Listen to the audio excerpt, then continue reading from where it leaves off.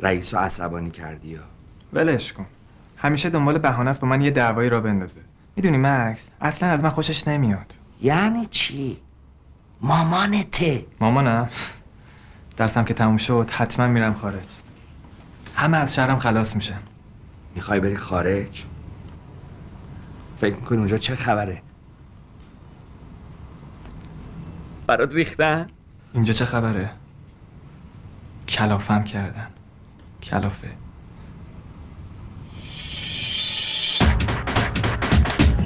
یه بار میگه برو بیرون، یه بار میگه بیا تو، یه بار میگه از این طرف، یه بار میگه از اون تو، یه بار میگه برو بالا، یه بار میگه پایین، یه بار میگه وایسا، یه بار میگه بشین. اگه باب میلش نباشه چیزی که میگم، پوری میگه ساکت، همینی که میگم. همه چی با کتککاری یا با داد و فریاد، باید همونجوری باشه که ایشون میخواد. مدلمون رنگ لباس، موسیقی یا کتاب، وقت بیداری و صبحونه و ساعت خواب. هگیر میده میگه برو این کارو بکن، هگیر میده میگه نرو اون کارو نکن.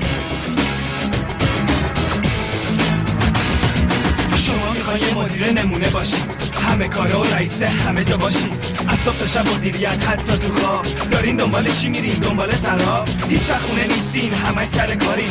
از ما و حرفا و کارای ما بیزارین. یه روز گیر میدی میگی لباست تنگه، یه روز همونا میبینی میگی چه قشنگه. هی میرین سفر دور دنیا، پول مملکت رو میفرستین هوا. اگه بخوام با شما ازش حرف بزنم، یه چیزی بارم میکنی میگوی تو دهنم. شما که شب و روز توی کار شدی اسیر، حرفای ما جوونا رو بشنو خانم مدیر. میگی داری مملکت رو میسازی واسه شما، میگم آخه بی عشق مگه میشه بابا.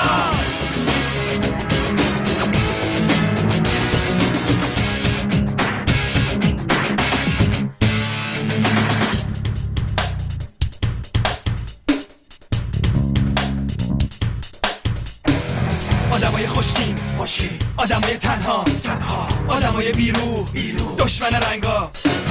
میگی میخوام تو زندگی تو همه چیز بشه جور، ولی آخه عزیز من چجوری بازو؟